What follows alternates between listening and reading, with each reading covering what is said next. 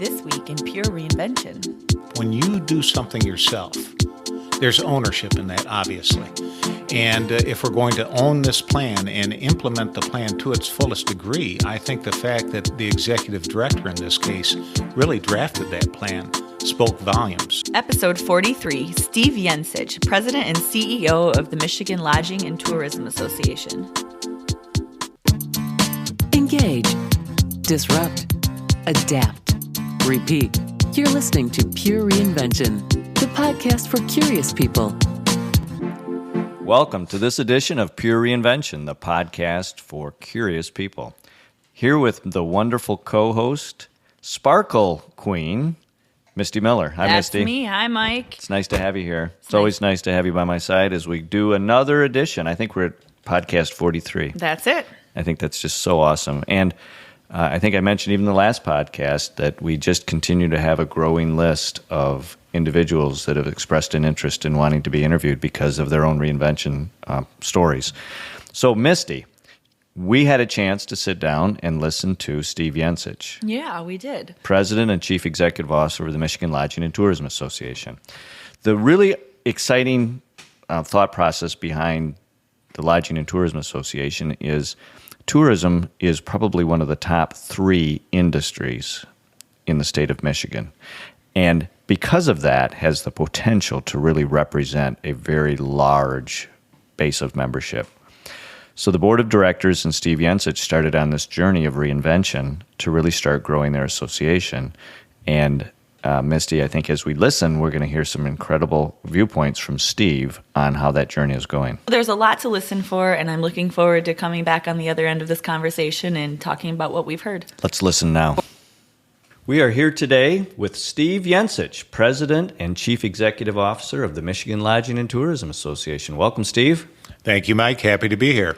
Your industry is a huge driver of the economy in the state, isn't it? Very much so. As a matter of fact, in terms of total economic activity, we drive $19.5 billion in total economic activity. We have 214,000 employees industry-wide and raise in excess of $1 billion for state programs, state schools, and the like. As the executive for this association, you were ready to make a change. You know, I've not been one that has been a real supporter of the traditional style of strategic planning. It's been my experience over 30 years in my career where it became a process where a lot of time, energy, and money often was spent. And it ended up a voluminous document that sat on somebody's bookshelf and never got used or looked at from that point on.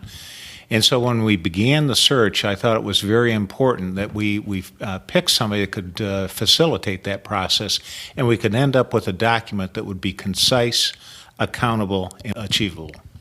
And so when you went through that process, and you obviously selected MB Strategies to do that, how did you feel about needing to be the one responsible for actually writing that document? Totally different orientation because, again, in past experience, it's always been the job of the facilitator to, take in input, to facilitate discussion, but he or she always drafted that document. So that was a totally different orientation that I was not prepared for, but I found to be pleasantly surprising and a lot of fun. And why was it surprising to you? Why was it something that you began to recognize was very valuable? Well, it was counterintuitive to every other planning process I've been in over the years. And in the process, you take ownership. When you do something yourself, there's ownership in that, obviously. And if we're going to own this plan and implement the plan to its fullest degree, I think the fact that the executive director in this case really drafted that plan spoke volumes. Can you kind of communicate for a second about how your board reacted to the ownership role they were going to need to take? Again, they were surprised at the extent of the level of ownership from this office, from the staff and the executive director. And I think it really turned them on their heads and really forced them to take a totally different view. In all too many cases, I think boards tend to get down into the weeds and you lose the sight of the forest for the trees. I think this planning process really empowered them to start to look from that 20, 30,000 foot level. And that was of great importance if this plan was to be successful. So let's take that concept that you've begun to introduce to our listeners and talk about the role of ownership. You talked about how important it was for the board of directors to own and take a more strategic perspective of the business as opposed to an operational perspective. But even so, Steve, for the executive in charge of the business, in your case as the president and the chief executive officer, the likelihood was that you needed to own that document that you were writing and then behave in very different ways going forward as opposed to how you had gotten to this level of success. Mm-hmm. Yeah, it was important. Once, as I said earlier, if you own something, you're going to take much greater care and much deeper involvement in the implementation process. And in taking ownership to that, it allowed us to really begin to see the coming future of the association, how we would change our mode of operation, what it would mean in terms of staffing differentials, in terms of our day-to-day operations from a totally different perspective, and I think that was crucial. Did you find that it was difficult to start to have to take on new behaviors in order to get different results? Absolutely. I mean, I have a CAE, Certified Association Executive designation. I'd gone to the School of Association Management, which was very traditional. We had committees, we had a structure. When we had ideas, we vetted those ideas through the appropriate committee. Committee would deliberate, forward to the board. Everyone knows the drill of that. This particular planning process really forced my perspective to change in terms of being able to seize new market opportunities and begin to act independently and with the authority vested in us in that plan. It is a very different set of expectations for an executive to, with the support of the board, initiate, execute, and be accountable to those initiatives which are going to grow the business and make the business more successful, as opposed to, Steve, the executive who may be responding to what the board has put in place. So that has, in a way, changed the way you do business here.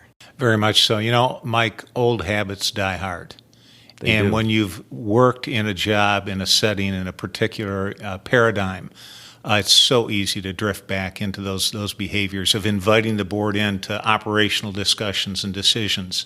And the board fell prey to that on a number of occasions, too. It's something we have to guard against on a day-to-day basis, of thinking forward, of thinking independently and seizing market opportunities as they are presented, and really keeping the board in the policy-making seat and keeping staff fully vested in implementation. Well, it sounds like every role has to be reinvented in terms of what is its role in ownership. You now are shifting the board paradigm to strategic and the measurement of the accountable objectives that have been put in place.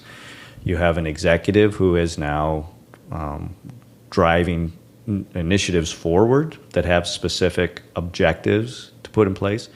That makes some people very nervous. I think it makes everyone nervous. At first, it's human nature not to like change, and what we're talking about is an entirely different kind of operation, a new paradigm, so to speak.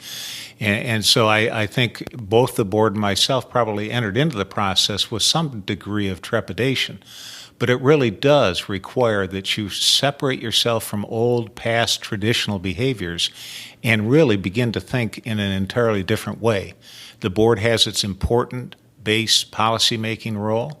I find myself now interacting with members of my executive committee more on a peer-to-peer basis and seeking their comments and their criticisms, but not in the old management style of an employee reporting to his or her manager, but as a peer-to-peer kind of a consultation. That's really interesting because, Steve, what you're beginning to describe is the board now becomes a partner. Key members of your board who are very successful at what they do, very accomplished, used to accountability, used to performing, and they're now looking at you, and they know that you now are emulating the behaviors and the understandings that they have to emulate every day or perform every day, which is a new role for a board to see their executive in. Mm-hmm. We've always told them, come to the board meeting, come to these discussions with your day hats on. And it's important that they take, they didn't get to be the very successful people that they are by micromanaging, by second guessing, by going into great detail in terms of operational procedures and processes. They came to those discussions with their staff more from a global perspective, looking at the overall thrust of the organization, what its goals are. And I think that's been very encouraging because I've seen a distinct change in behavior from my executive committee and the board as a whole. So in a way, you have been very fortunate as an executive to have a group of people surrounding you who can be your peers, who do know what it's like to make decisions, who do know what it's like to manage a staff and accomplish goals. Mm-hmm. Yeah, I smile a little bit as you make that statement because we're the hospitality industry. And if you think about it, everyone's job, number one goal in this business, is to simply make sure people have a good time. You have a good night's rest and a good time. And that makes them very hospitable people and great folks to work with and for. The focus being, if we don't keep our guests happy, they'll go somewhere else. And interestingly enough, in a membership-based association, that same thing holds true. If we don't create an experience compelling enough that they want to be a part of our association, pay our dues, participate in our activities, consume what we have to offer, they'll go somewhere else. Absolutely. And I think the plan has done a great job in really focusing staff and board energies towards that greater goal. We have a membership base to serve. We've seen significant increases in membership renewal and in membership development over the course of the last couple of years since we've begun implementation of this plan. And I look for that to grow further in the future. So on this journey where you establish a new set of expectations as a business, the executive in charge of operations starts to adapt new behaviors, I would guess then that the board of directors needs to additionally be in that same phase of adjusting and adapting their own leadership styles and contributions to be able to contribute to the success of the association. It's important to take that perspective from the 20, 30,000 foot level and keep our eyes on the greater policy and the greater goals of the association. I think, as I said earlier, it's easy to fall back into old behaviors, but I've been heartened by the reaction of my staff, the reaction of the board and my executive committee in terms of oftentimes reminding themselves to maintain that perspective. So how would you explain to the people who are listening to this podcast, Steve, how would you explain in a very simple fashion what the role of the board is today versus what the role of the board might have been when you started this journey? Mm-hmm. How have you been able to simplify that process so you've been able to keep them focused on very simple objectives? Well, I think it's a good example right now is we're into the budget making process. And in years past, there would be a very thorough, oftentimes overly detailed examination of each budget line item and asking questions as to how that was developed and what were the expenditures and what were your expectations and really a sense of micromanaging.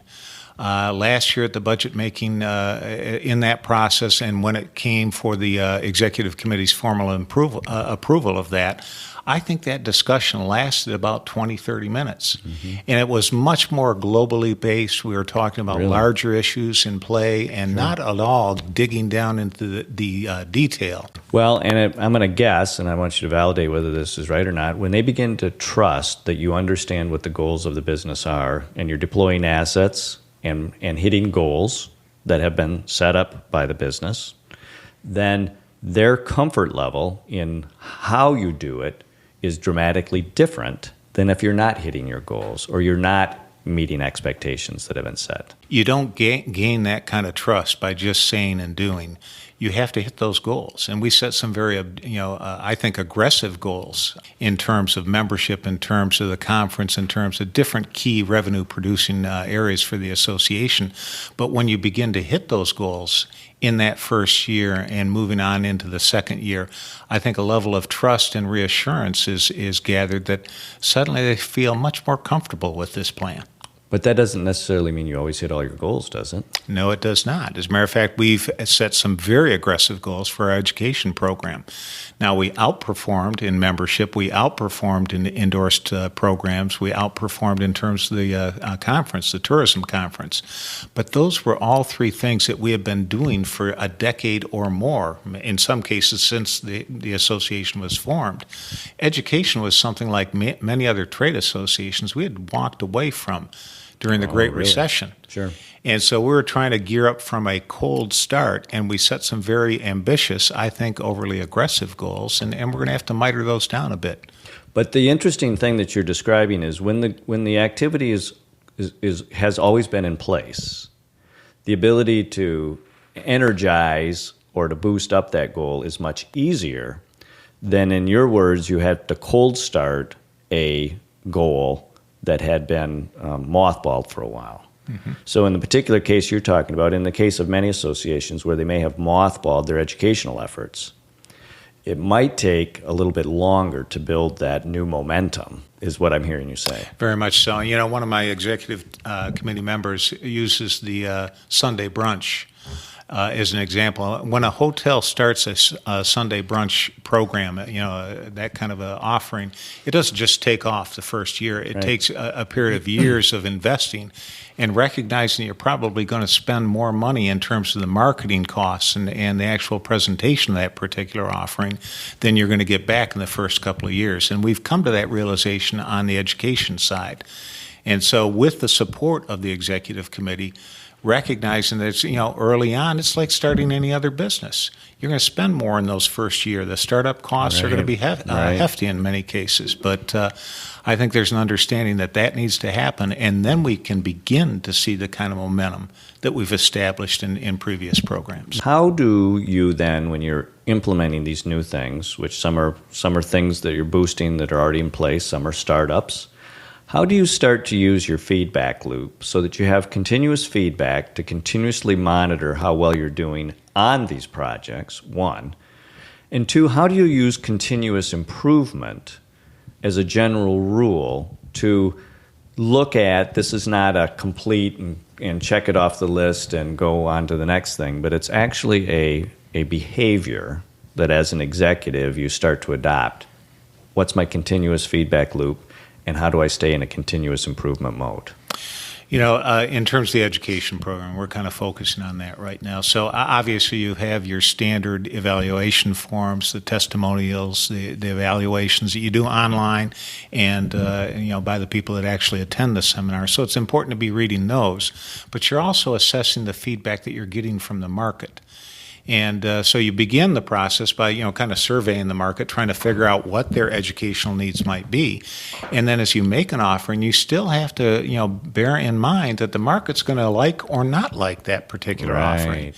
And so as you get the feedback from, the market, from your seminar attendees, from your instructors, and take that all into account, you're looking at how can we use that to continuously improve. And we've made some significant changes to our educational program, even after a just short year and a half of running that new program.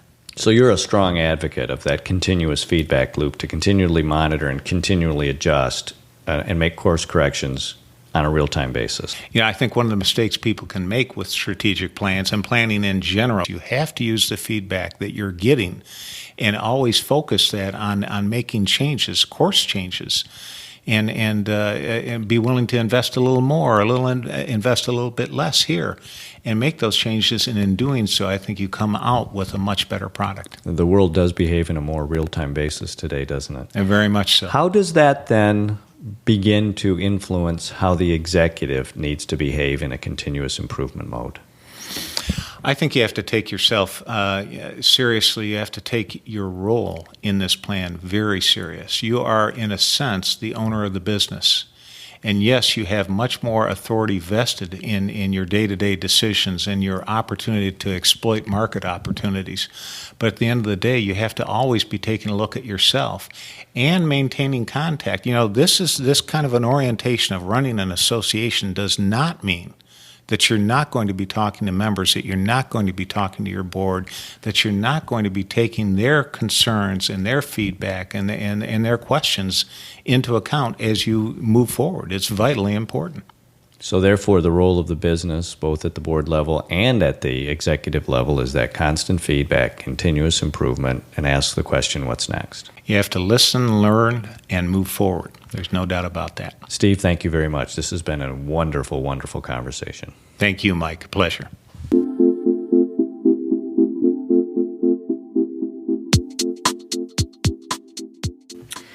So in the beginning of this interview, I said I liked a lot of things about what Steve was saying. Right. And I like that he's lived the old and the new, that he's able to say, back in the day on this committee, we did this and followed a formal process. And now I'm learning to go counterintuitive. Steve is exactly right, Misty. You've expressed that well. That many of us have a lot of experience in the old model. And the old model has served us well for a lot of years.